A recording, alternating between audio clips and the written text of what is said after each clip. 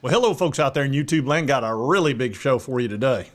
Yep, Kelly is suing LSU for $50+ million. Lane's odds jump big time as far as Florida's concerned.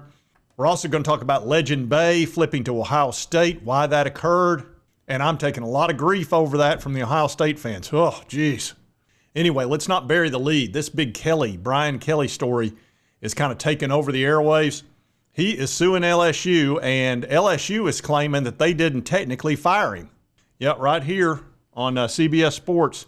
Big contract standoff, and that LSU they're literally claiming he was never formally fired. He's owed 90% of the remainder of his 10-year, $95 million deal, so it was almost all guaranteed. The payout's around $54 million.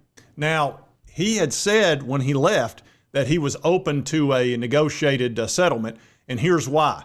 There are mitigating circumstances, meaning, like most contracts, unless you're Jimbo Fisher, who gets everything guaranteed no matter what, if he takes another job and he's supposed to try to go out and find a job, that would reduce the amount that they'd have to pay, not dissimilar to what's happening with James Franklin. Penn State might end up not having to pay very much money at all because he's highly sought after. I know Virginia Tech would take him like that. But Brian Kelly knows that he's going to be somewhat in demand, whether it's at a smaller Power 4 school like UCLA. That'd be a great hire for them, a great hire. And they'd probably pay him $6-7 million a year. So Kelly's over there going, yeah, if I want to go somewhere, he'll have choices. And taking $30 million of 54 when he may only sit out a little bit. Like I said, in the contract, it states you're supposed to go out and try to find a job. So it's not a bad offer. I don't know that you'd think he'd just settle for like 35 and then just go take the UCLA job or something like that. And he'd end up making even more money. But he may be a little bit butthurt over this and wants to sue him. And he does have the right to do that, as you can see in this. Now, this LSU business stating that they didn't actually fire him is kind of weird. See, they're wanting to fire him with cause now, even though it was understood that he was fired and it wasn't because of cause. See, it talks about here instead looking into firing him for cause. I think that's probably just a saber rattling. And most likely what you've got lawyers in love here. They're doing this, and of course they make money on both sides, and they're threatening. And that's pretty typical in a lawsuit like this. So I'd say what you're going to wind up with is some kind of a $33, $35, $37 million settlement, something like that. And really, if I was him, just tell him 35 and be done with it and don't go through all this crap. And then go take a good job out there. But people are angry right now, and that could be a big part of this. So look for this to get a lot uglier. And Brian Kelly, I think he's pretty much letting them know he wants his money now. Yeah, well, here's a suggestion. Have the money by tomorrow and there won't be any problems. Huh? Yeah, 24 hours. Why? Yeah, so watch for this to get... I keep thinking they'll settle this in fairly short order, but you never know. And here's the thing. It'll definitely get settled before they get to discovery, because discovery is where both sides are going to have things that they may not want seen, whether it's emails, text, all that kind of stuff, where people get a little bit more real. And no school wants that. And Brian Kelly doesn't want that for his reputation because he's got a bit of a temper. And we're sitting here again. We're sitting here again talking about the same things. He may have shot off a crazy email or a text or something. He doesn't want it discovered. Let's just say that. And that would be pretty typical of somebody that's a bit of a hothead. And here's the thing. He didn't do a bad job at LSU. He averaged over 9 wins a year. And even this year he was 5-3. So it's not like he didn't do a good job down there. It's LSU. Now that leads us to this next story, which is Florida. Florida is loving this. Oh, they're so happy over this lawsuit because what they're going to do and what they're already doing is going, Lane, come here. Did you see what LSU is doing to Brian Kelly? You don't want to go to LSU. Oh, no. We would never do anything like that. So they're using every possible bargaining chip they can to get Lane to forget about LSU and definitely forget about Ole Miss, which that's making Ole Miss so mad I can't even begin to tell you. And their odds have shot up for a couple of reasons. This is obviously playing a role, but the second thing is what Lane said talking about blue bloods.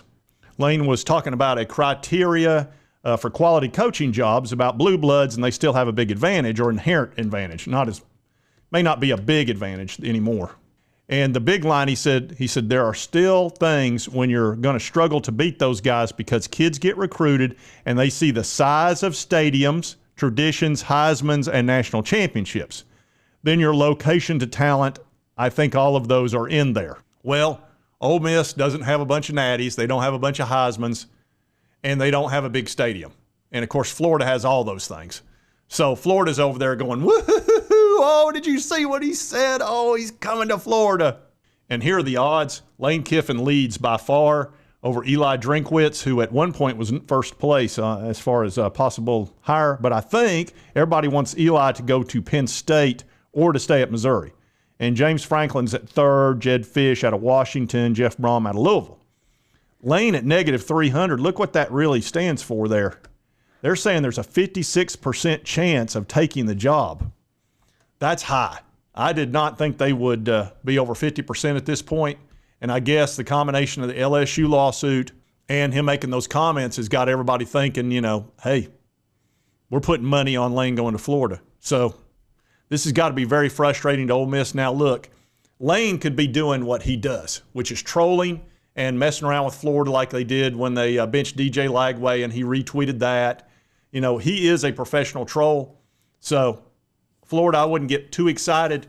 But look, the only thing they care about at Florida right now is hiring Lane Kiffin. That's it.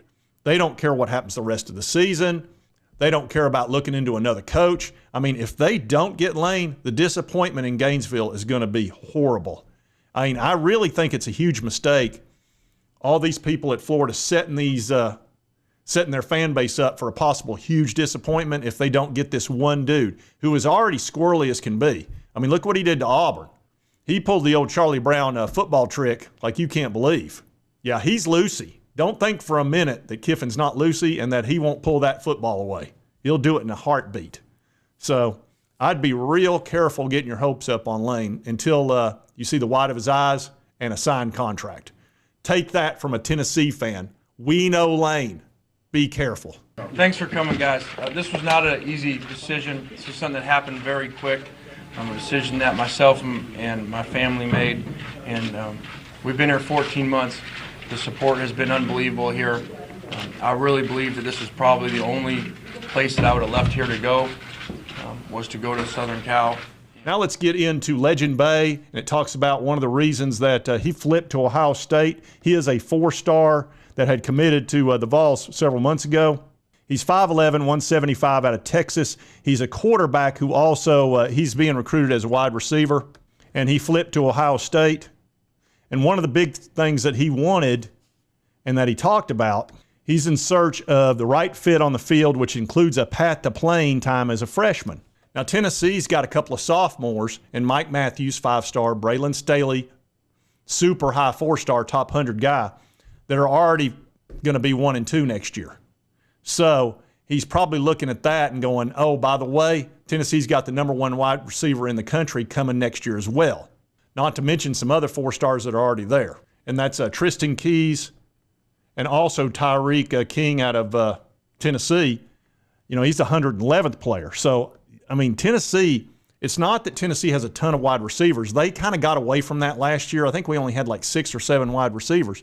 But they're all super high end. They're all 4 and 5 stars. I think Josh has figured out, instead of just filling the stable full of all these quality horses, for lack of a better way of saying it, he's probably realized I just need a bunch of blue chip superstar wide receivers because I'm only going to play 3, 4, 5 wide receivers throughout the year.